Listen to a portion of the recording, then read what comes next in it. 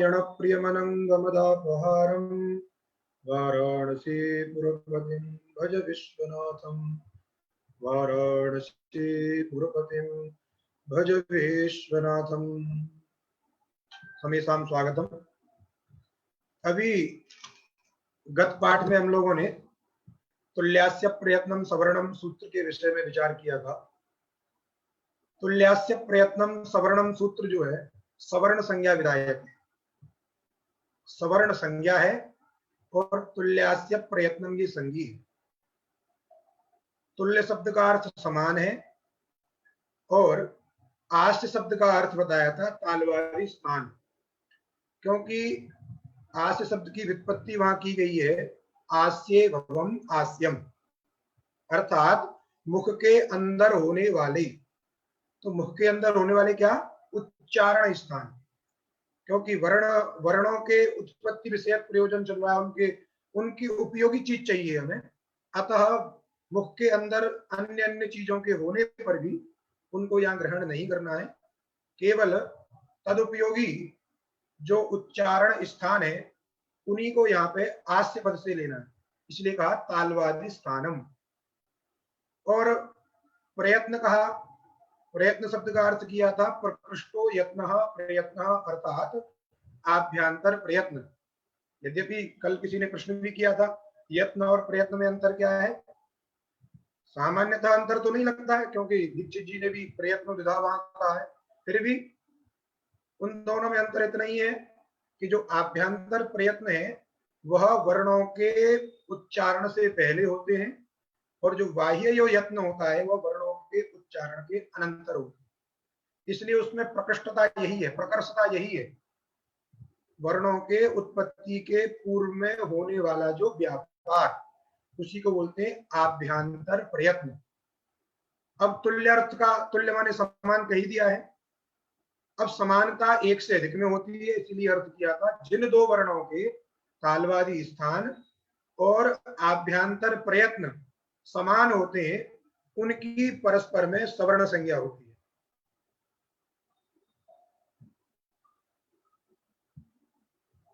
कोई लिख रहा है कि आवाज क्लियर नहीं आ रही, अपना आप माइक चेक करें, मुझे तो लगता है बाकी के लिए ठीक आ रही है। तो जिन दो वर्णों के परस्पर में तालवादी स्थान और आभ्यंतर प्रयत्न समान है उन दोनों की परस्पर में सवर्ण संज्ञा होती है, यह सवर्ण संज्ञा विधायक सूत्र से कहा गया। पुनः एक वार्तिक के द्वारा री और लृ वर्ण की परस्पर में सवर्ण संज्ञा की गई, ऋ वर्णयोर्मिथः सावर्ण्यं वाच्यम। उसके पश्चात किस वर्ण का कौन सा उच्चारण स्थान है उसको भी बताया गया। प्रारंभ किया था अपूह विसर्जनीयानाम कंठः, इचुयसानाम तालु, ऋतुरसाणाम मूर्धा, लृतुलसानाम दंता इत्यादि रूप में वर्णों के उच्चारण स्थान भी बताए गए। इन वर्णों के ये उच्चारण स्थान है। अनुस्वार के विषय में बताया गया था। अनुस्वार क्या है? वो भी एक वर्ण है, वो धर्म नहीं है। जैसे अनुनासिकत्वादि धर्म है वैसे अनुस्वार धर्म नहीं है, इसलिए अनुनासिक और अनुस्वार में अंतर किसी ने कल पूछा था, वो भी स्पष्ट हो गया था। अब उच्चारण स्थान के निरूपण के पश्चात जो यत्न है उन यत्नों के विषय में चर्चा करना चाह रहे हैं ग्रंथकार। तो कह रहे हैं यत्नो द्विधा। यत्न जो है दो प्रकार के होते हैं। यत्न माने व्यापार, क्रिया। वर्ण के सहायक जो है, वर्ण की उत्पत्ति में जो सहायक हैं, जो हेतु हैं, अर्थात जिनको वर्णों को आप श्रवण करते हैं उसमें कुछ कारण है, कुछ व्यापार है, कोई क्रिया है। उस क्रिया, वो क्रिया कितने प्रकार की है, वो व्यापार कितने प्रकार का है और किस वर्ण में कौन सा व्यापार है, इस चीज को बताने के लिए लिख रहे हैं यत्नो द्विधा। यत्न माने व्यापार, वो दो प्रकार का है। कौन सा? पहला बताया आभ्यंतरो बाह्यश्च, पहला है आभ्यंतर और दूसरा है बाह्य। तो आप स्वतः शब्द से भी जान सकते हैं आभ्यंतर माने अंदर होने वाला और बाह्य माने बाहर होने वाला। प्रयोग होता है आभ्यंतर और बाह्य। तो अंदर होने वाले को आभ्यंतर, तो जो अंदर आपकी व्यापार होता है उसको आभ्यंतर व्यापार कहेंगे, और बाहर जो होने वाला व्यापार है उसको बाह्य व्यापार कहेंगे। अब आभ्यंतर प्रयत्न कितने प्रकार का है, आभ्यंतर यत्न कितने प्रकार का है, कहीं प्रयत्न है कहीं यत्न है, इसलिए इसमें संदेह नहीं करना। लेकिन तुल्याश्य प्रयत्न में जो प्रयत्न शब्द है उस प्रयत्न शब्द का आभ्यंतर ही अर्थ है। यदि यहाँ पे प्रयत्नोद्धा लिखा है तो उसका सामान्य अर्थ समझना है यत्नोद्धा ही, इसलिए इसको बात को समझे रहिए, संदेह नहीं करना। तो आद्य पंचदा कहा कि जो दो में से प्रथम, तो दो थे आभ्यंतर और बाह्य, उसमें जो प्रथम है आद्य आभ्यंतर वह 5 प्रकार का होता है। क्या क्या बताया? स्पृष्ट, ईसत स्पृष्ट, ईसद विवृत, विवृत और संवृत भेदात। लगाया? स्पृष्ट, ईसत स्पृष्ट, ईसद विवृत, विवृत संवृत भेदात पंचविधम आद्य पंचदा इति। 5 प्रकार के हैं आभ्यंतर प्रयत्न। अब शब्दतः थोड़ा सा इनको समझने का प्रयास करेंगे। यद्यपि ये संज्ञा है एक तरीके से, इसकी कौन सी संज्ञा है उसको आगे बताएंगे। स्पृष्ट प्रयत्न है, दूसरा ईसत स्पृष्ट, थोड़ा स्पृष्ट, एक होता है स्पृष्ट, एक होता है थोड़ा स्पृष्ट। जैसे एक होता है काला, दूसरा होता है थोड़ा काला, नीला, थोड़ा नीला, इस रूप में जैसे प्रयोग करते हैं वैसे यहाँ भी है स्पृष्ट और ईसत स्पृष्ट। वैसे ही आगे यद्यपि विवृत पहले कहना चाहिए, लेकिन पहले ईसत विवृत को कह दिया। रुचि है उनकी कहने वाले की, अर्थात विवृत भी होता है, कोई थोड़ा विवृत भी होता है, तो ईसत विवृत और विवृत। तो स्पृष्ट, ईसत स्पृष्ट, ईसद विवृत, विवृत और संवृत, ये थोड़े थोड़े पारिभाषिक शब्द हैं। आप पाणिनि शिक्षा में इनको देखेंगे, स्पृष्ट में क्या होता है, विवृत में क्या होता है और संवृत क्या चीज है, ये सारी चीजें मिलेंगी, पारिभाषिक है ये व्याकरण के। अभी बताएंगे किस किस वर्ण का कौन सा प्रयत्न है, ये भी निरूपण करने वाले हैं।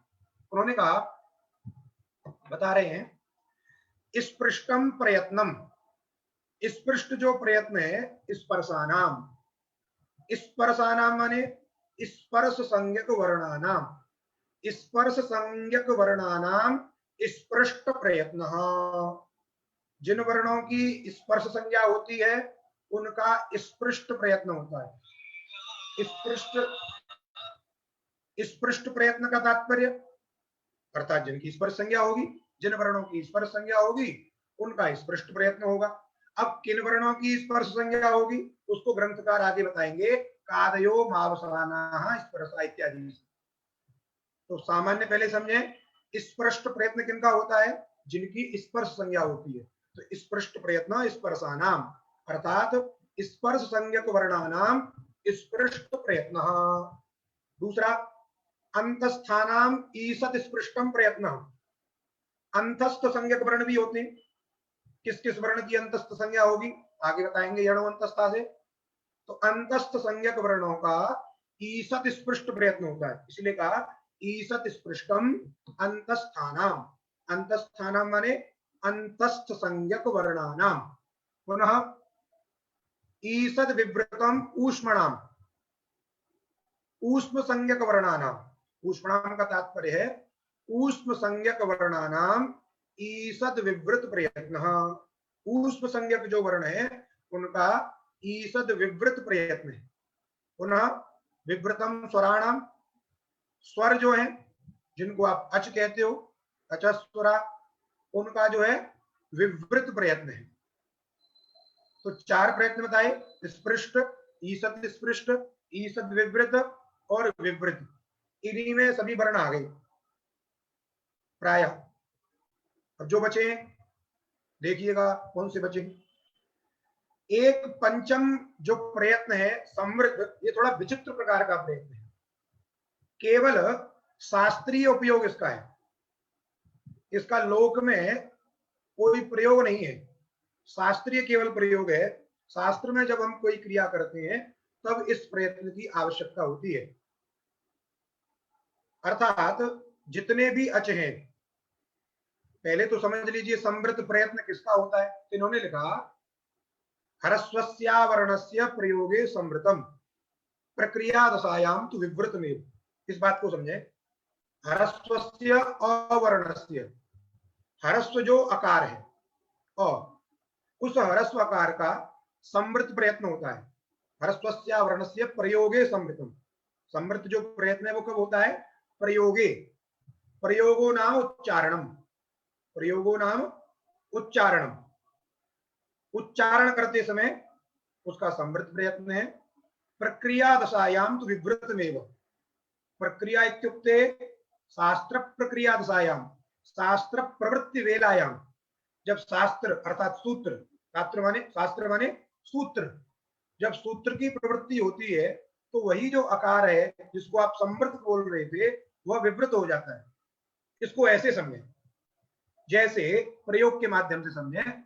आपने एक शब्द बोला दंड आड़कम, जब इसमें आप उच्चारण कर रहे हो दंड आड़कम, तो दंड में डकारोत्तरवर्ती जो आकार है उस आकार का उच्चारण के समय समृत प्रयत्न है।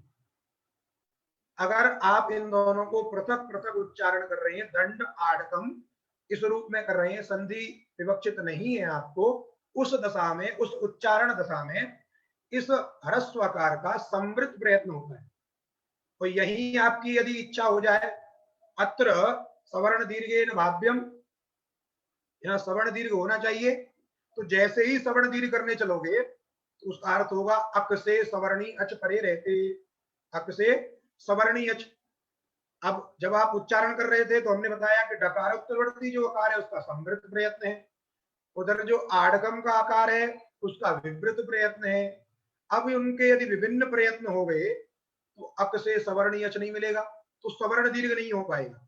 अतः वहां पे क्या करते हैं, जैसे ही शास्त्र अक सवर्ण दीर्घ लगने लगता है तो जो समृद्ध था वो विवृत हो जाता है। तो दंड में डकारोत्तरवर्ती आकार भी विवृत हो गया और आड़गम का आकार भी विवृत है। अतः समान प्रयत्न होने के कारण दोनों को सवर्ण होकर के अपसवर्ण दीर्घ से सब दीर्घ होकर के दंड आड़गम ये प्रयोग बनता है। तो उसी को समझिए आप, ह्रस्वस्यावर्णस्य प्रयोगे समृतम, ह्रस्वस्यावर्णस्य प्रयोगे समृतम, ह्रस्वकार का प्रयोग माने उच्चारण में समृत प्रयत्न है और शास्त्र प्रवृत्ति वेला में उसका विवृत प्रयत्न है। बात समझ में आ गई होगी। अब आपके मन में संदेह हो सकता है केवल ह्रस्व आकार के लिए ऐसी बात क्यों कही जा रही है, ह्रस्व आकार का ही समृत प्रयत्न है, विवृत है, ऐसा दो स्थितियों में, ई उ रील री, इन्होंने क्या ऐसा पाप किया है, इनका कोई समृत और विवृत प्रयत्न क्यों नहीं होता है? जैसे दंडाटकम प्रयोग बनता है वैसे अन्य भी प्रयोग मिलते हैं, इकार इकार घटित जो श्री स्व इत्यादि, वहां भी हो जाना चाहिए। तब कहा कि आकार को समृद्ध करने के लिए एक पाणिनि जी ने सूत्र बनाया है जो कि अष्टाध्यायी का सबसे अंतिम सूत्र है, अ। आप लोग इसको स्मरण रखिए, अष्टाध्यायी का सबसे पहला सूत्र है वृद्धिरादैच और सबसे अंतिम का सूत्र है अ। बीच में बहुत सारे सूत्र हैं, कोई बात नहीं है, लेकिन दो सूत्र तो आपको याद हो गए, वृद्धिरादैच और अ। तो जो अंतिम वाला सूत्र है उस अंतिम वाले सूत्र से विवृत आकार को समृद्ध किया जाता है। विवृतम अनुद्य समृतो अनेन सूत्रेण विधीयते। अतः जो सामान्य आकार विवृत रूप में प्रचलित था उसको विवृत, उस विवृत को समृद्ध विधान करने के लिए पाणिनि जी ने सूत्र बनाया है अ। उस प्रकार ई को, उ को, री को, ली को जो विवृत है उनको समृद्ध करने के लिए कोई सूत्र नहीं बनाया। जैसे अ सूत्र बनाया वैसे ई उ री ऐसा कोई सूत्र नहीं बनाया। इसीलिए यहाँ आपको संदेह नहीं करना चाहिए कि अ के विषय में ह्रस्वस्यावर्णस्य प्रयोगे समृतम प्रक्रिया दशायाम तो विवृतमेव ऐसी बात कही जा रही है। ई उ री इन अन्य अचों के विषय में ऐसी बात नहीं कही जा रही है, इस पे संदेह आपको नहीं करना चाहिए। तो ह्रस्वस्यावर्णस्य प्रयोगे समृतम प्रक्रिया दशायाम तो विवृतमेव, प्रक्रिया शब्द का अर्थ है शास्त्र प्रवृत्ति, प्रक्रिया माने सूत्र प्रवृत्ति। जब आप सूत्र लगाएंगे, हमने दृष्टांत से आपको बताया, दंडाटकम में जब आप अकसवर्णे दीर्घ सूत्र की प्रवृत्ति कराएंगे तो उस समय डकारोत्तरवर्ती जो आकार है वह विवृत हो जाए। और ये इसकी जो विशेष चर्चा है सिद्धांत कौमुदी में, आप जब अ सूत्र पढ़ेंगे उसके बाद में पूर्वत्रा सिद्धम पढ़ेंगे, वहां इसकी विशेष चर्चा होगी। इसके पश्चात कह रहे हैं ये आभ्यंतर प्रयत्न हो गए आपके पांचों जो है, अभी बता दिए इन संज्ञक वर्णों के ये आभ्यंतर प्रयत्न होंगे। अब बता रहे हैं बाह्य प्रयत्न। तो कहा बाह्य प्रयत्नस्तु एकादशधा। जो बाह्य प्रयत्न है, जो बाह्य प्रयत्न है वो 11 प्रकार के हैं। कोई पूछ रहे हैं विवृत से ही जब कार्य था तो संवृत करने का क्या प्रयोजन है। देखिए प्रयोजन न होता तो पाणिनि जी सूत्र नहीं बनाते। प्रयोजन क्या है? ये शास्त्र का, जैसे दंडाटकम आपने किया, आप यदि उच्चारण कर रहे हो तो कदाचित उनको पृथक पृथक भी बोल सकते हो आप। आपको विवृत के अतिरिक्त एक समृद्ध का भी ज्ञान हो गया। समृद्ध क्या चीज होती है, किस चिड़िया का नाम समृद्ध है, समृद्ध कुछ होता है कि नहीं, ये सारी चीजें आपको बता दी उन्होंने समृद्ध का नाम लेकर के। तो प्रयोजन तो रहता है, बिना प्रयोजन के तो कोई भी कार्य होता ही नहीं है। ताकि सब लोग कहते हैं प्रयोजनम अनुद्दिश्य मंदोपि न प्रवर्तते। हाँ बाह्य यत्न एवं वक्तुम शक्यते, क्योंकि यत्न और प्रयत्न शब्द दोनों पर्याय हैं सामान्य लोक में। बात को ध्यान दीजिएगा, अंतर कहां समझना है। लोक में यत्न और प्रयत्न शब्द में भेद नहीं है, किंतु तुल्यास्य प्रयत्न में जब प्रयत्न शब्द लिया जाता है तो वहां पर प्रयत्न शब्द का अर्थ आभ्यंतर प्रयत्न लिया जाता है। तो यदि वहां भी आप प्रयत्न शब्द से सामान्य ले लोगे तो बाह्य भी कदाचित ले लिया जाएगा, तो आपको व्याख्यान करना पड़ेगा। तो समझ लीजिएगा कि वहां पर जो प्रयत्न शब्द है वह केवल आभ्यंतर का बोधक है। सामान्य लोक में जो यत्न और प्रयत्न में है उन दोनों में पर्याय है। तो यदि आप यत्नोद्धा कहते हो तो बाह्य यत्नस्तु एकादशधा भी कह सकते हो। दीक्षित जी ने सिद्धांत कौमुदी में लिखा है प्रयत्नोद्धा, तो उन्होंने इसलिए कहा कि बाह्य प्रयत्नस्तु एकादशधा। बात समझे? तो यहाँ भरद्राजाचार्य जी ने दोनों लिखे। देखिए वहां लिखा है यत्नोद्धा, जब दोनों के भेद बताए तो लिखा यत्नोद्धा, लेकिन जब बाह्य प्रयत्न के बारे में लिखने लगे तो लिखा बाह्य प्रयत्नस्तु एकादशधा। तो यहाँ प्रयत्न शब्द का प्रयोग कर रहे हैं। तो इससे वो बताना चाह रहे हैं कि प्रयत्न और यत्न दोनों पर्याय हैं। इस बात का निर्देश उन्होंने बाह्य प्रयत्नस्तु में प्रयत्न शब्द से कर दिया। अतः बाह्य यत्नस्तु ये भी कह सकते हैं। एकादशधा माने 11 प्रकार की। कौन कौन से हैं तो देखिए, विवारः, संवारः, श्वासो, नादो, घोषो, अघोषो, अल्प प्राणो, महाप्राण, उदात्तो, अनुदात्त, त्वरितश्च। उदात्त, अनुदात्त, त्वरित पहले पढ़ चुके हैं आप। उच्चैरुदात्त, नीचैरनुदात्त, समाहार त्वरित इति एकादशधा। ये 11 जो है बाह्य प्रयत्न है। इनका जो है जब वर्ण आपका मुख से बाहर निकलता है तब इनका प्रयोजन होता है। बाहर कितनी ध्वनि गुंजायमान कितना करना है, कितनी दूर तक शब्द को फैलाना है, ये सब इन प्रयत्नों का कार्य है। इनका अंदर कोई कार्य नहीं है। मुख से जब बाहर आते हैं, मुख माने मुख क्या, मुख किसे कहते हैं तो देखिए गले में कि यहाँ पे ग्रीवायाम उन्नत प्रदेश जो है उसको बोलते हैं काकुद, और काकुद से लेकर ओष्ठ प्रभृति, ओठ तक, इसके अंदर वाला चीज आ गई। यहाँ नीचे से नहीं नापना है, भीतर से नापने कह रहे हैं। तो काकुद से लेकर के ओष्ठ प्रभृति जो स्थान है उसको मुख शब्द से कहा जाता है। आकलकात ओष्ठ प्रभृति पर्यंतम, काकलक तक, ये जो ग्रीवायाम उन्नत प्रदेश है। यहाँ आप देखेंगे अपने यहाँ एक थोड़ी सी गर्दन में काकुद निकला होता है, ककुद जिसको बोलते हैं, वहां से लेकर के दोनों ओठों तक मुख शब्द से व्यवहार किया जाता है। नासिका जो है मुख से बहिर्भूत है, नासिका जो है मुख के अंदर नहीं आती है, याद रखिएगा। तो ये 11 प्रकार के बता दिए। अब बता रहे हैं किस वर्ण का कौन सा बाह्य प्रयत्न है, उसको बताने के लिए लिख रहे हैं खरो विवारा। इन्होंने पहले लिखा खरो विवारा श्वासा अघोषाश्च।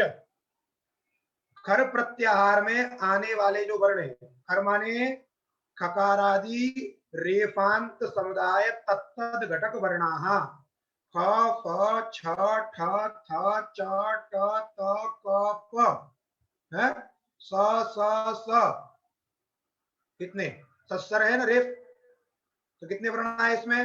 देखो वर्गों के द्वितीय अक्षर और वर्गों के प्रथमाक्षर 5 5 10 और श 3 13। इन 13 वर्णों का कौन सा बाह्य प्रयत्न है? तो का विवार श्वास अघोष तीनों एक साथ, अर्थात उनका विवार भी होता है, श्वास भी होता है, अघोष भी होता है। 13 वर्णों का खर प्रत्याहार में आने वाले वर्णों का विवार श्वास और अघोष बाह्य प्रयत्न है। उसी प्रकार हसह संवारा नाघोषाश्च हर्ष प्रत्याहार में आने वाले हकारादि शांत समुदाय तत्तद घटक वर्णाः है व्रट के है से लेकर के जबगढ़ 10 के श तक ह य व र ल य म ग ण न झ भ भ ड़ द ज ब ग ड़ द कितने हो गए?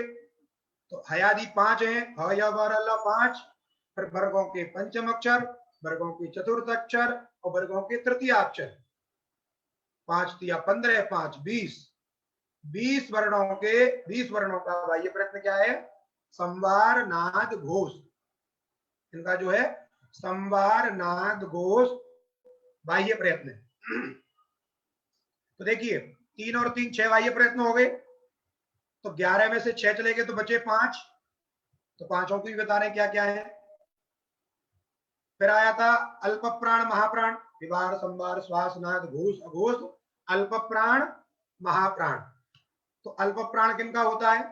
तो कहा वर्गाणाम प्रथम तृतीय पंचमा यणश्चाल्प प्राणा, वर्गों के प्रथम तृतीय और पंचम, प्रथम माने च ट त क प, सूत्र नहीं है सब क्रम से, च ट त क प प्रथम, पंचम य म ग ण न, तृतीय ज ब ग ण द, क्रम से लिखे सब सूत्र में। वो सूत्र जो है जिंदगी भर आमृत्यु पर्यंत आपका उपयोगी है। इसलिए वर्गाणाम प्रथम तृतीय पंचमा यणश्च, यण भी, यण माने यकारादि ऋणांत समुदाय तत्तद घटक वर्णाः य व र ल 4 और च लगाया इसमें, चकारात अच, चकारात क्या लेना है यहाँ पे? यणश्च में जो च है उस च से समझना है अच, अर्थात अकारादि चांत समुदाय तत्तद घटक वर्णाः अ ई उ री री ए ओ ऐ औ, इतने वर्णों का वर्गों के 5 अक्षर हो गए, एक प्रथम तृतीय पंचम 15 और यण में 4, 15 4 19 और 9 28। इन 28 वर्णों का क्या होता है? अल्प प्राण। वर्गाणाम प्रथम तृतीय पंचमा यणश्चाल्प प्राणाः, अल्प प्राण। अल्प प्राण को ऐसे समझिए आप, उच्चारण करने में आपकी दम यहां से थोड़ी कम लगती है, आपके प्राण माने प्राणवायु शक्ति वो थोड़ी कम लगती है, अल्प लगती है। ई उ री री य व र, ऐसा जब आप बोलते हैं तो आपके हृदय में जो वायु है, प्राण वायु है, वो कम लगती है इनका उच्चारण करने में। और इनसे अतिरिक्त वर्णों को जब आप बोलते हो द्वितीय अक्षर जैसे वर्गों के ख, जब ख बोलते हो तो अंदर से कुछ ज्यादा हवा निकलती है, ख ऐसे करके जो है। तो खरो जो इनसे द्वितीय चतुर्थ और अन्य वर्ण जो है उनका जो महाप्राण है उसका तात्पर्य है उनको उच्चारण करने में अधिक वायु लगती है, प्राण वायु का संचार अधिक होता है। यही अल्प प्राण और महाप्राण का अंतर है। तो आगे कहा उन्होंने वर्गाणाम द्वितीय चतुर्थौ सलश्च महाप्राणा, वर्गों के द्वितीय और चतुर्थ अक्षर और सल प्रत्याहार में आने वाले वर्ण शकारादि लांत समुदाय तत्तद घटक वर्णा स श्र स ह, ये और चकार से भी कुछ लेना है यहाँ पे, तो यहाँ अभी आपके उपयोगी नहीं है, कुछ अनुस्वार इत्यादि जो है, सिद्धांत कौमुदी जब आप पढ़ेंगे तो वहां समझ में आएगा, कुछ है उनको यहाँ लिया जाता है। च का यहाँ भी प्रयोजन है, लेकिन ज्यादा उसको बताते नहीं। अनुस्वार है, उपधमानी है, जिह्वा मूली है, इनके लिए महाप्राण जो है कहा गया है। चकार से यहाँ भी समझना है, इसीलिए कहा वर्गाणाम द्वितीय चतुर्थौ सलश्च महाप्राणा। अब कहा था, अब पूरी पहले जो बात कह दी गई है, दोनों प्रयत्नों को अर्थात यत्नों को बता दिया, उनके भेद बता दिए, और किन वर्णों का क्या क्या होता है ये भी बताया। लेकिन आभ्यंतर प्रयत्नों में क्या किया था कि संज्ञा करके प्रयत्न बताए थे, स्पृष्ट संज्ञा, अंतस्थ संज्ञा। अब उस संज्ञा से वाच्य कौन कौन है, उन संज्ञा से बोध्य कौन कौन है, उनको भी बता रहे हैं। तो बताया कादयो मावसानाः स्पर्शाः, ये कोई नई बात नहीं है। क से लेकर के म तक जो वर्ण है ये स्पर्श संज्ञक होते हैं, ये कोई नई बात नहीं है, इसलिए कोई सूत्र नहीं बनाया इन्होंने। ये अनादि अनंत काल से प्रसिद्ध हैं। जैसा कि हमने आपको एक श्लोक भागवत का बताया था, फिर भूल गए हम श्लोक जो है, एक सेकंड देख के बताते हैं। एकदा अंबसी,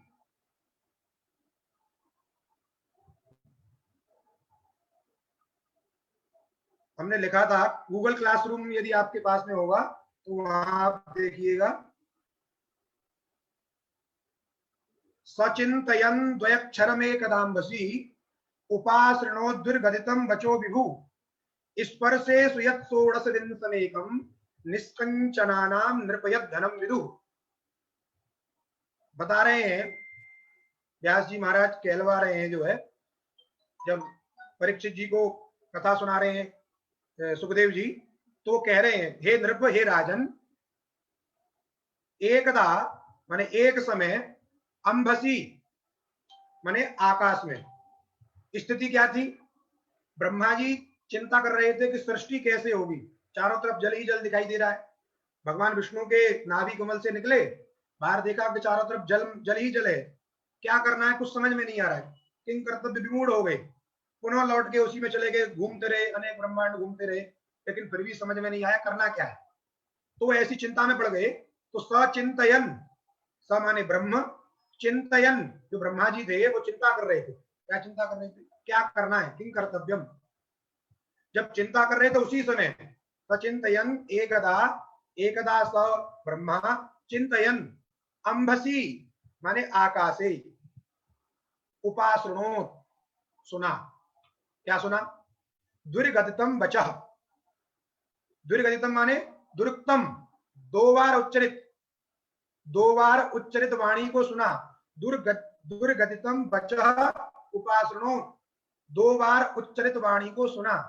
वो क्या वाणी थी, तो उसमें अग्रिम पंक्ति में कहा स्पर्शेषु यत् षोडशमेकविंशम्, स्पर्शेषु अर्थात स्पर्श संज्ञक वर्णेषु, तो कादयो मावसानाः स्पर्शाः, लगाइए, कादयो मावसानाः स्पर्शाः, क से लेकर के म तक के वर्णों को स्पर्श कहते हैं। इसमें जो 16वां स्पर्शेषु यत् षोडशम, तो 16वां कौन सा है, तो क च ट त, सीधा कूचू टू तू, तो क वर्ग च वर्ग ट वर्ग त वर्ग, 3 में हो गए 15, 16वां हो गया त, 16वां वर्ण कौन सा हो गया, त। और एकविंशम 21वां, 21वां कौन सा है, प। तो स्पर्शेषु यत् षोडशमेकविंशम, त और प दुर्गदितम, दो बार उच्चरित, तप माने तप, तप तप तप, दुर्गदितम वच उपासृणो अंबसी एकदा स्वचिंतयन। और ये जो तप है कैसा है, निष्किंचनानाम तप यद धर्म विदु, निष्किंचनानाम नृप यद धर्म विदु। हे नृप, हे राजन, निष्किंचनानाम अर्थात परित्यक्त धनानाम, श्री धराचार्य जी इसकी व्याख्या करते हैं, जिन्होंने धन का परित्याग कर दिया है, किसी भी प्रकार का धन हो सबका परित्याग कर दिया है।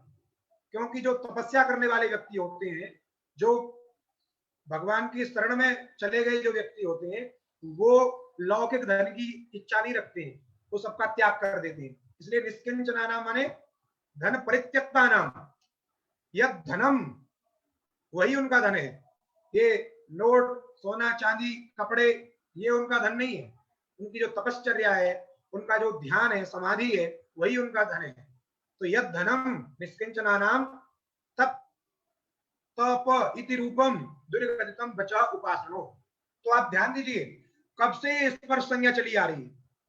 तो स्पर्श कोई आज का नहीं है, इसीलिए कोई सूत्र नहीं बनाया स्पर्श संज्ञा करने वाला। सूत्र कौन सा है? बस लिख दिया क से लेकर के म तक के वर्णों की स्पर्श संज्ञा होती है, इसलिए कहा कादयो मावसाना स्पर्शा। क से लेकर के म तक के वर्णों की स्पर्श संज्ञा है, और जो स्पर्श संज्ञक वर्ण है उनका जो है स्पृष्ट प्रयत्न होता है, पहले बता दिया गया है। इसलिए कहा कादयो मावसाना स्पर्शा। इसलिए ये जो वर्ण समानाय है, जो वर्ण है, ये अनादि है। कब ये उत्पन्न हुए कोई नहीं जानता है, इसलिए इस वर्ण समाम्नाय को आम्नाय समाम्नाय कहा जाता है। आम्नायो वेद, आम्नाय शब्द का अर्थ होता है वेद। जो आप प्राणान्त्वा इत्यादि पढ़ते हैं ऋग यजु साम अथर्व के रूप में, वो वेद है। लेकिन ये जो वर्ण समाम्नाय है, अक्षरमाला है, ये जो अक्षरमाला है ये वेदों का भी वेद है। क्यों? वेद क्या है? अपौरुषेय शब्द राशि वेद, जो किसी पुरुष के द्वारा बनाई नहीं गई है ऐसी शब्द राशि। हम लोग जो बोल रहे हैं वो पौरुषेय शब्द राशि है, लेकिन ऐसी शब्द राशि, ऐसा जो वाक्य समूह जो किसी पुरुष के द्वारा उच्चरित नहीं है। तो शब्द राशि के लिए शब्द चाहिए, वर्ण चाहिए। शब्द कब बनेंगे? जब वर्ण होंगे। यदि वर्ण ही नहीं होंगे तो ये शब्द गणानांत इत्यादि जो मंत्र हैं वो कैसे तैयार होंगे? तो उनके लिए प्रयोजक यही वर्ण है। इसलिए वेदों का भी वेद इसको कहना चाहिए। इसलिए समाम्नाय, वेदानाम वेद है ना। आम्नाय ने सह वर्तते, आम्नाय के साथ साथ ये रहता है। आम्नाय माने वेद, वेद के साथ रहता है। वेद में इसकी उपयोगिता है, अन्यथा वेद का अस्तित्व ही नहीं आएगा। इसलिए इसको वर्ण समाम्नाय, अक्षर समाम्नाय ऐसा कहा जाता है। तो ये आप जो हिंदी में पढ़ते हो, हिंदी तो बाद में आई है, वो इसी रूप में है। वो भी क के बाद में ख ही आता है, क के बाद में घ तो कहीं नहीं आता हिंदी में। तो वो संस्कृत की जो वर्णमाला है उसी को उन्होंने अपने में जैसा जैसा था उनको जोड़ दिया है। तो ये जो वर्णमाला है, अक्षर समाम्नाय है, ये अनादि है, सृष्टि के आरंभ में भी था। जैसा कि भागवत प्रमाण स्पर्शा, क से लेकर के म तक के वर्णों की स्पर्श संज्ञा होती है। पुनः आगे कह रहे हैं यणो अंतस्था। यण जो है, यण माने यण प्रत्याहार में आने वाले वर्ण, उनकी अंतस्थ संज्ञा है। और सल ऊष्माण, सल प्रत्याहार में आने वाले वर्णों की ऊष्म संज्ञा होती है, इसलिए कहा सलह ऊष्माण। और अचह स्वरा, अचों को क्या कहते हैं? स्वर कहते हैं। अचों को स्वर कहते हैं, इसलिए कहा विवृतम स्वराणाम माने अच अच पदबोध्यानाम वर्णानाम विवृतम प्रयत्न, विवृतो प्रयत्न, प्रयत्न शब्द बोल लेंगे। पुनः आगे लिख रहे हैं, जो पीछे दो शब्द आए थे उच्चारण के विषय में, जिह्वामूलीय और उपध्मानीय। तो जिह्वामूलीय किसे कहते हैं और उपध्मानीय किसे कहते हैं? तो ये चिन्ह देखिए, आपके पास में यदि पुस्तक है तो पुस्तक में जो चिन्ह लगे हैं अर्ध विसर्ग के समान, यदि क ख से पहले ये अर्ध विसर्ग के समान लगे, जैसे पूरा गोला होता है विसर्ग, पूरा गोला हुआ आपका विसर्ग, उसको ऊपर से मिटा दो और नीचे एक नीचे गोला करके उसको नीचे से मिटा दो, तो ऐसे और ऐसे वो जो अर्ध विसर्ग के समान चिन्ह है, यदि वह क ख से पहले है तो उसका नाम जिह्वामूलीय है, तो यदि वो प फ से पहले है तो उसका नाम उपध्मानीय है। इसलिए कहा क ख इति ककाभ्याम प्राक अर्ध विसर्ग सदृशः जिह्वामूलीयः। क ख से पहले अर्ध विसर्ग के समान आधा विसर्ग, पूरा विसर्ग में पूरा गोला सा बना देते हो आप। ये तो लिपि है लिखने की, ये लिखने की केवल लिपि को बता रहे हैं अर्ध विसर्ग के समान। आप इसको उच्चारण से समझिए, ऐसे लिखा जाता है उसको, इसलिए आपको समझाने के लिए कहा गया है। जैसे आपको पढ़ाते समय कहा जाता है क माने कबूतर, लेकिन क माने कबूतर नहीं होता है, क माने तो क वर्ण नहीं होता है, वो केवल आपको समझाने के दृष्टांत मात्र के लिए कहा जाता है। वैसे ही ये भी लिपि को इस रूप में बताया जा रहा है, ये ऐसा होता है। उच्चारण आप जब करेंगे तब इसका समझ में आएगा, ये लिपि है। तो संस्कृत में जो लिपि होती है वो प्रागढ़ ऐसा विसर्ग होगा यदि क ख से पहले, तो उसका नाम जिह्वा मूली है। वैसे ही प फ इति पफाभ्याम प्रागढ़ विसर्ग सदृशः उपदमानी है। यदि वही विसर्ग अर्ध विसर्ग के समान चिन्ह प फ से पहले रहे तो उसका नाम उपदमानीय है, उपदमानीय संज्ञक है। और अम माने अनुस्वार, और अह ये विसर्ग। अब ये अम अह क्यों लिखा है? क्योंकि ये अजाश्रित ही होते हैं। जो विसर्ग है, जो अनुस्वार है, ये बिना अच के रहते ही नहीं है। केवल स्वतंत्र इनका प्रयोग विसर्ग केवल लिख दो आप, नहीं होता है। ये अच से उत्तर में ही रहते हैं, अकेले नहीं आते हैं। अच को आगे पखौटा लगा के आते हैं, अच आप आगे रहिए और हम आपके पीछे रहेंगे, इसलिए अ के ऊपर लिख दिया है अनुस्वार। तो लिखने की भले ही रीति लिपि ऐसी है कि अ के ऊपर लिखा जा रहा है, लेकिन ऊपर का तात्पर्य वो अ के बाद में है। इसलिए कह रहे हैं अम अह इति अचह परऊ, अचह परऊ, और इनका नाम क्या है? तो अनुस्वार विसर्गऊ। क्या कहते हैं इनको क्रमशः? तो जो अम में जो अनुस्वार है, बिंदी जो लगी है ऊपर, उसको बोलते हैं अनुस्वार, और जो पीछे दो बिंदी लगी है उसको बोलते हैं विसर्ग। तो ध्यान रखिएगा, अनुस्वार और विसर्ग का एक ये अकेले प्रयोग नहीं होता है, जब भी होगा अजाश्रित होकर के ही होगा और अच के उत्तर में होंगे। आप ऐसा नहीं अ से पहले लगा दो अनुस्वार, इसलिए कहा परऊ अनुस्वार विसर्गऊ, ये पर में होते हैं और इनका नाम अनुस्वार और विसर्ग है। इस प्रकार इन सूत्रों में जो है, इस सूत्र में उच्चारण स्थान और जो यत्न है उनका विवेचन किया गया। इन वर्णों का ये उच्चारण स्थान होता है और इन वर्णों का यह यत्न होता है।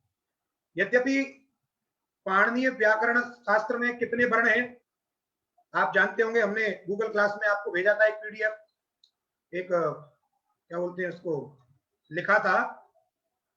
पाणिनीय व्याकरण में या तो 63 वर्ण है अथवा 64 वर्ण है। आप लोगों ने देखा होगा, एक श्लोक भेजा है, उसमें तीसरा या चौथा श्लोक है, उसमें देखिएगा क्या है श्लोक हम पढ़ रहे हैं।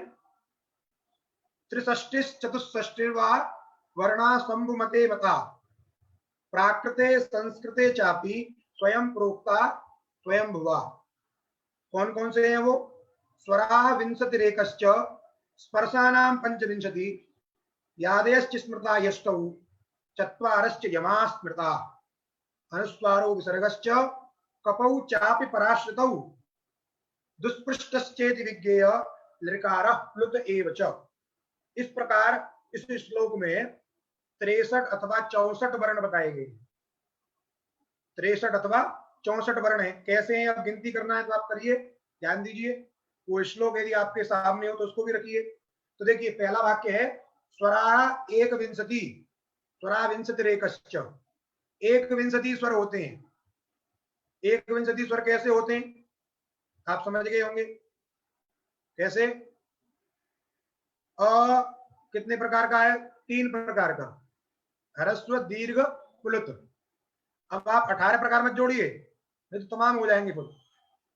यहाँ पे केवल क्या लेना है? ह्रस्व दीर्घ प्लुत लेना है। क्यों? ह्रस्व दीर्घ प्लुत के ही भेद हैं कौन? उदात्त अनुदात्त स्वरित, और उदात्त अनुदात्त स्वरित के ही भेद हैं अनुनासिक और अननुनासिक।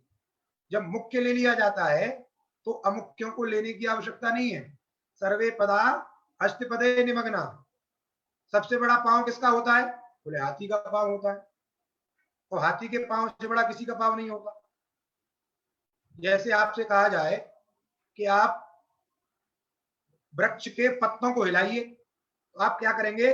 डाली पे चढ़ेंगे और एक एक पत्ते को हिलाएंगे। ऐसा ही करेंगे कि पूरा नीचे से वृक्ष पकड़ के हिलाएंगे?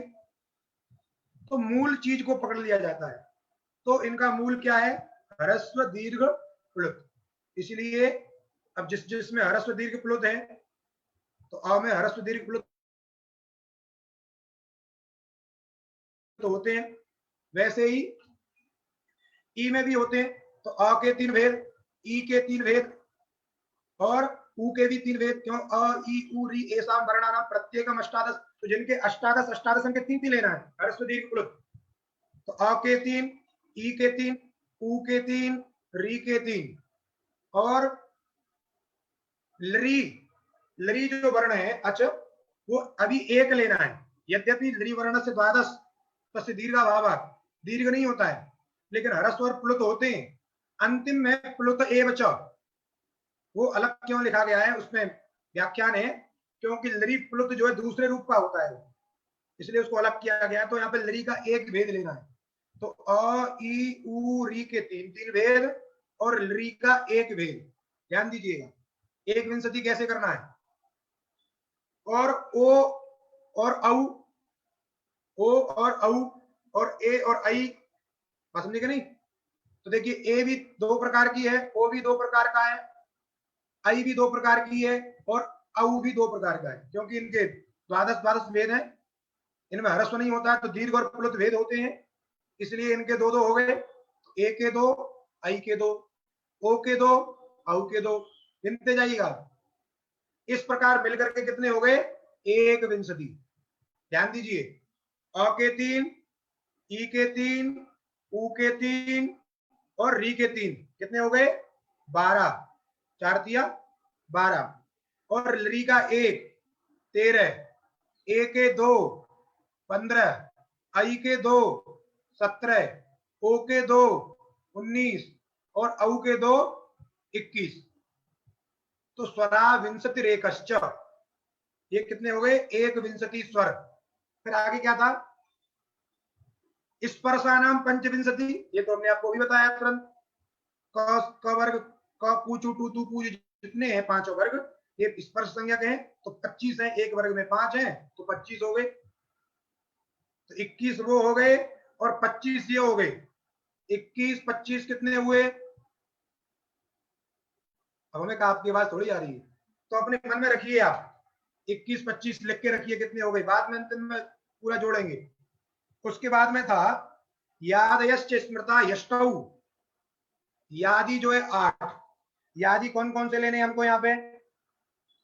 तो देखिए, य र ल व स श श ह, ये यादी, इनको यादी समझना है।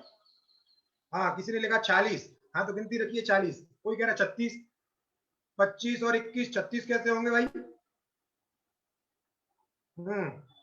इसलिए उसमें और जोड़िए 8। यादयश्च स्मृता यष्टौ। यादी 8 कौन कौन से पुनर्गिनिए? य व र ल श श स ह, ये 8 और जोड़ दीजिए। 40 8 देखिए लिख दिया किसी ने, 54 है। उसके बाद में क्या था? चत्वारश्च यमा स्मृता, 4 यम होते हैं। 4 जो है यम, यम क्या होते हैं ये आपको सिद्धांत को भी पता लगेगा, केवल आप जान लीजिए। यम 4 होते हैं, 4 वर्ण होते हैं, बात समझे? कुंग खुंग गुंग घुंग, है ना? कुंग खुंग गुंग घुंग, ठीक। तो ये 4 जोड़ दिए इसमें, तो 56 और 4 54 और 4 कितने हो गए? 58। गिनते जाइएगा। चत्वारश्च यमा स्मृता, अनुस्वारो विसर्गश्च, अनुस्वार विसर्ग और आगे कपऊ माने जिह्वा मूल्य और उपदमानी, इनको भी करना है। कितने हो गए? अरे गिनिए, भूल गए आप लोग। ठीक, गिनते जाइए, हम तो 62 कह देंगे सीधे, 62 अथवा 63।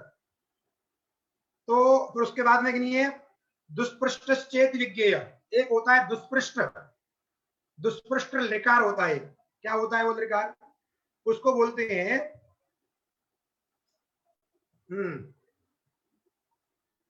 जैसे आप कभी महाराष्ट्र वगैरह में जाएंगे तो वहां ड के स्थान पे ल लिखा होता है।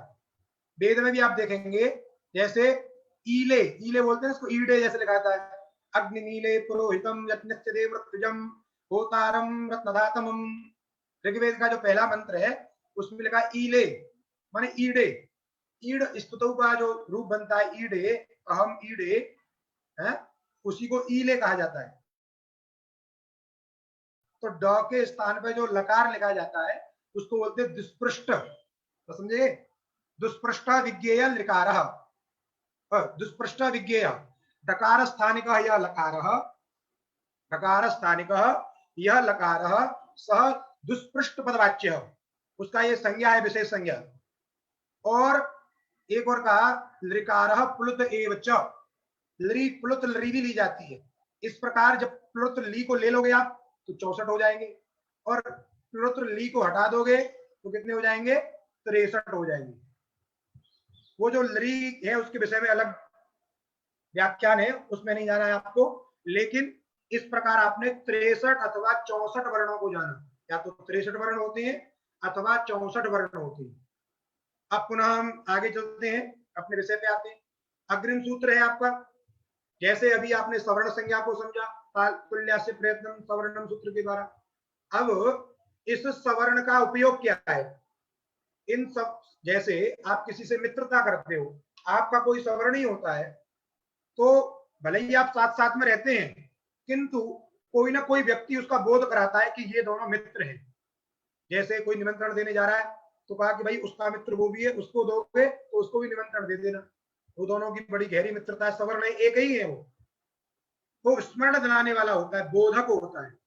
वैसे ही ये जो अणुदित सवर्ण से चा प्रत्यय है, यह भी सवर्ण का बोधक है, इसलिए इसको बोलते हैं सवर्ण बोधक सूत्र।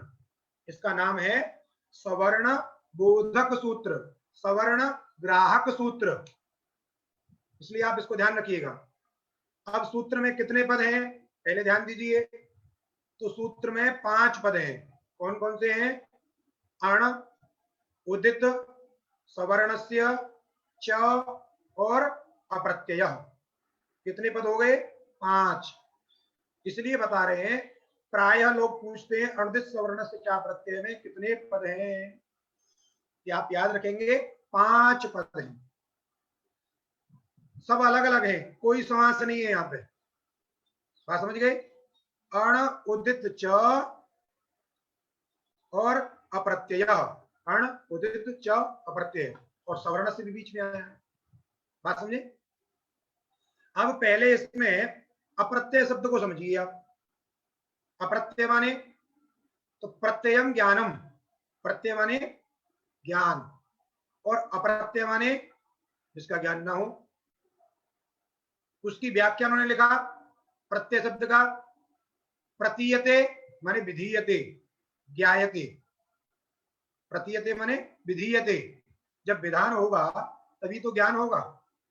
जैसे हम बोले ही नहीं तो आपको ज्ञान नहीं होगा, इसलिए जब विधान किया जाता है तभी ज्ञान होता है। इसलिए प्रतीयते शब्द की व्याख्या की उन्होंने, प्रतीयते बराबर विधीयते, प्रतीयते इति प्रत्यय। प्रतीयते थोड़ा कठिन था, उसको सरल करने के लिए लिख दिया विधीयते। जैसे राम लिखा, राम बराबर दशरथ का बेटा, वैसे ही प्रतीयते बराबर विधीयते,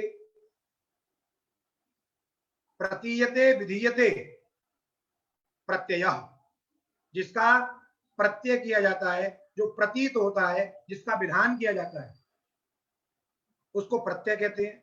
और न विधीयते न प्रतीयते द्वितीय प्रत्यय, जिसका प्रत्यय नहीं होता है, जिसका विधान नहीं किया जाता है, उसको क्या बोलते हैं, अप्रत्यय, अर्थात अविधीयमान। विधीयते माने विधीयमान, जिसका विधान किया जाता है, और अप्रत्यय माने अविधीयमान। बात समझ में आ गई। इसलिए सूत्र में पठित जो अप्रत्यय शब्द है उसका अर्थ हो गया अविधीयमान। और ध्यान दीजिए, वो जो अप्रत्यय शब्द है, वह अप्रत्यय शब्द केवल अण का विशेषण है। किसका विशेषण है, केवल अण का। तो जो विशेषण होता है उसको पहले ले आते हैं, पहले प्रयोग करते हैं। जैसे आपकी जो उपाधि होती है, आपका नाम लेते हैं, दर्शन केसरी, फलाने ढिकाने, 1008, 1,08,000, जो भी कहना हो, तो विशेषण को पहले बोला जाता है, तो वैसे ही अप्रत्यय को पहले बोलेंगे तो अर्थ होगा अप्रत्यय अण। क्या कहेंगे हम? अप्रत्यय अण। अप्रत्यय का अन्वय माने अप्रत्यय जो विशेषण है वह उदित में नहीं है। ये बात अपने माइंड में सेट कर लीजिए आप। और दो वाक्य करिए इसमें, उदित को अलग रखिए और अण को अलग रखिए। अप्रत्यय को विशेषण बनाए अण का, अर्थ करिए अप्रत्यय अण सवर्णस्य बोधकम। कोई क्रिया ले आए हम, अप्रत्यय अण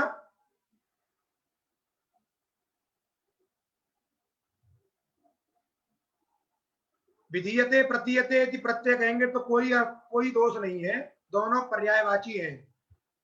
उनको पता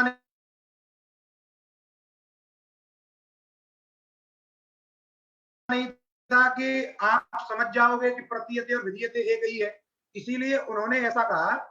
यदि आप जानते हैं कि विधीयत कोई अंतर नहीं। बात समझ गए?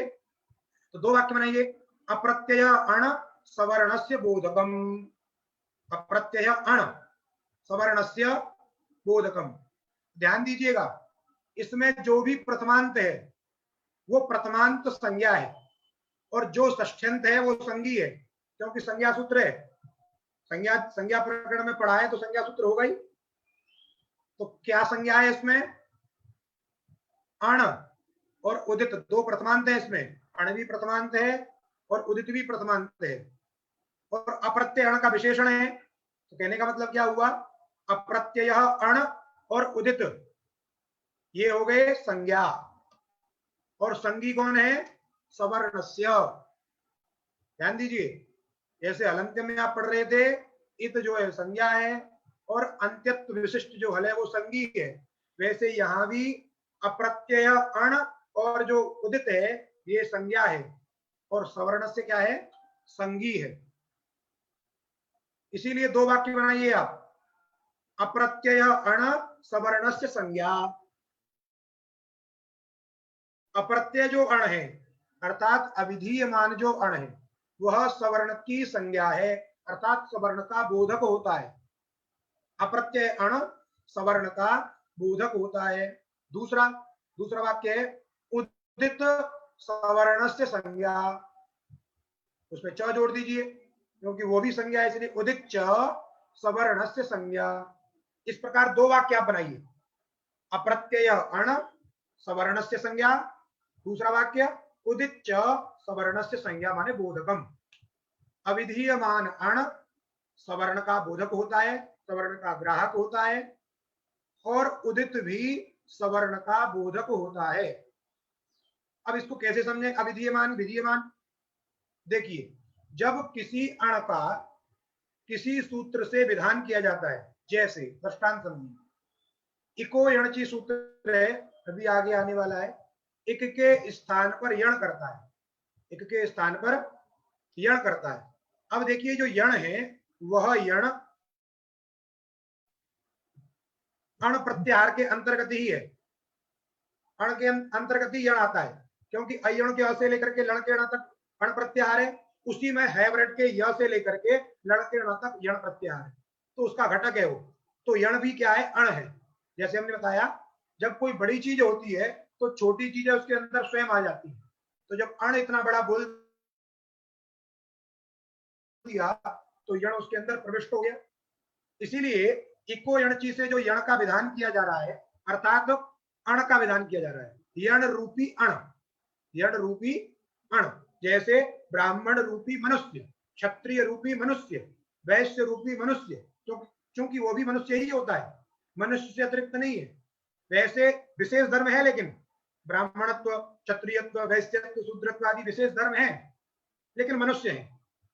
वैसे यण में यण तो रूप धर्म अलग है, लेकिन उसके अंदर अण तो जो सामान्य धर्म है वह भी है, क्योंकि उसके कुक्षिप प्रविष्ट है। तो इक के स्थान पर जो यण अर्थात यण रूपी अण का विधान किया जा रहा है वह विधीयमान अण हुआ। वो कैसा हुआ? विधीयमान अण। और इक जो है वहीं इको यणची में इक, उसका विधान नहीं किया जा रहा है, उसके स्थान पर किया जा रहा है। तो जो आता है वह विधीयमान होता है, जिसका विधान किया जाता है, जिसको हम रखते हैं, और जिसके स्थान पर रखते हैं वो विधीयमान नहीं होता है, वो उद्देश्य होता है, उसको बोलते हैं उद्देश्य। और जिसका विधान किया जाता है उसको बोलते हैं विधेय। तो उद्देश्य रूप में जो अण रहेगा, उद्देश्य रूप में जो अण रहेगा, वह अण अविधीयमान होगा, और विधेय रूप में जो अण रहेगा वह अण विधीयमान होगा।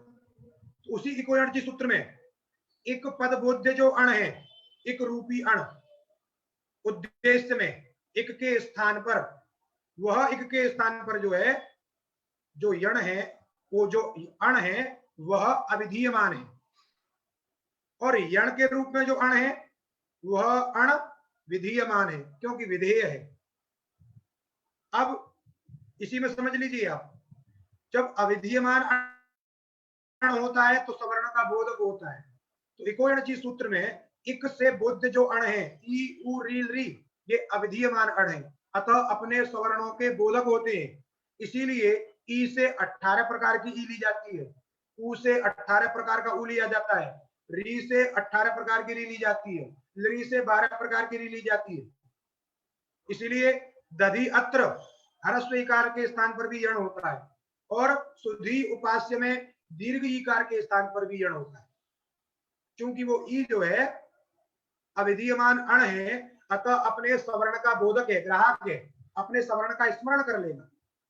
लेकिन यण, यण जो है विधीयमान है, अविधीयमान नहीं है, अतः वह अपने सवर्ण का बोधक नहीं होगा, क्योंकि यह व ल 2 प्रकार के होते हैं, इनके सवर्ण ही हैं, यवला द्विधा, पता है, आगे भी कहेंगे पुनः।